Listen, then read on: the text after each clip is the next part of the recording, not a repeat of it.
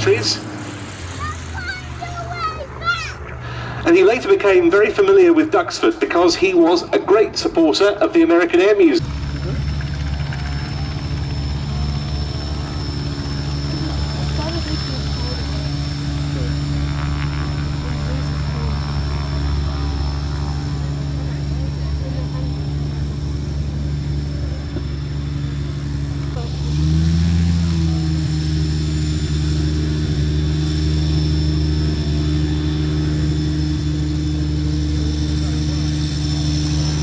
On the roll, it's the astonishing Rich Goodwin with his jet pits, and just look at this.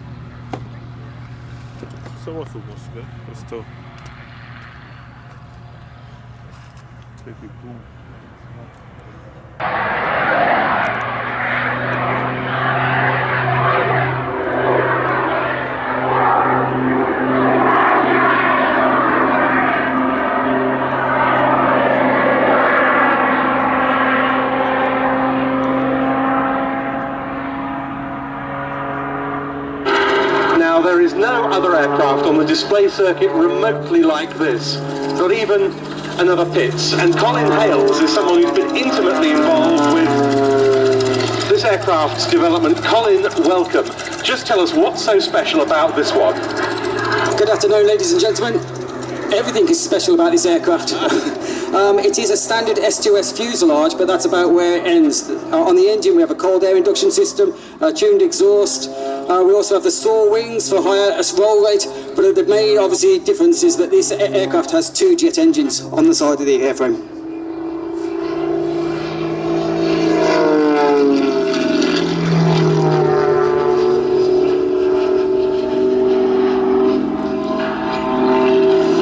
Richard is strapped into the aircraft.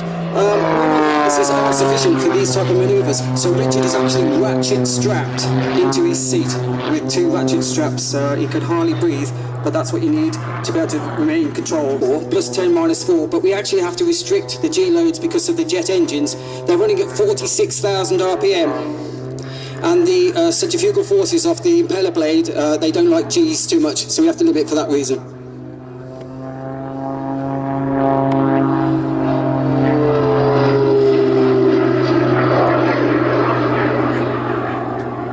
So do please tell us about AMT engines from Holland.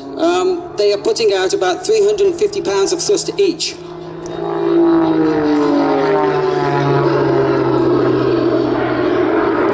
the propeller engine, the extra 700 pounds of thrust from the two jet engines give a total thrust of 1,700 pounds. The aircraft weighs 1,500 pounds, and therefore we have a power-to-weight ratio greater than the weight of the aircraft.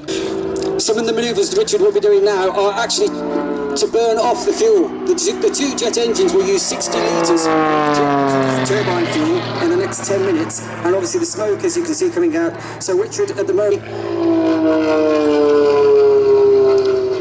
the aircraft is very unique. There's a lot of new components on the aircraft. We're monitoring it still very carefully. It is still a very new aircraft, and so inspection, maintenance, and inspection is what we're doing all the time.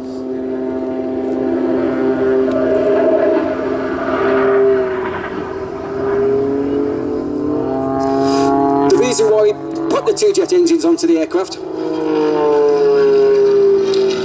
it's really the crowds. You who have come here today wanted something new, wanted something unique, wanted something you've not seen before.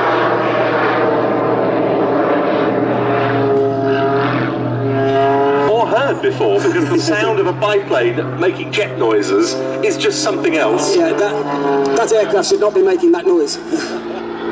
So indeed, Richard spent 4 years developing the aircraft to bring a unique performance to you, the crowds, the audience, and all the air shows, and I believe Richard has created a unique aircraft. Certainly, this is the follow-on from his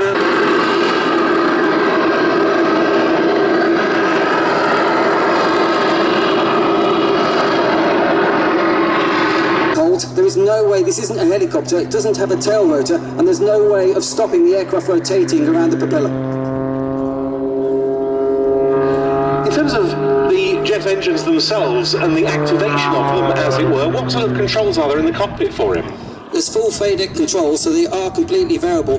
There's quite a bit of spool up time, so without trying to do too much, we either run the engines at idle or at full power. And the controls are at the end of the throttle lever.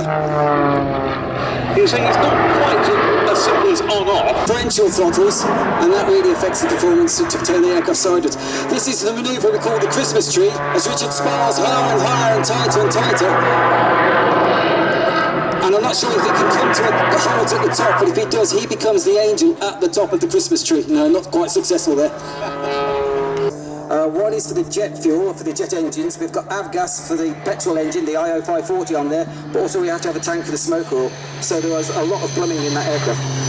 Has that affected the weight adversely at all? Absolutely, it's but also the weight of all the fuel and the jet fuel that gets burnt off during the flight. It's a different animal from when it takes off to the end of the performance.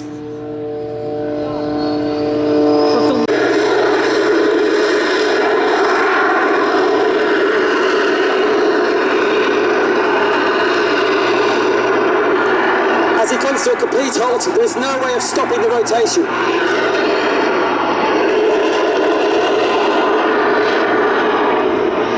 We'll stop the engine and the petrol engine, the propeller will stop, and you'll see the aircraft taxiing past with its jet engines only. Thank you. Well, thank you, Colin Hales, and the whole of the Rich Goodwin Air Show's team for bringing that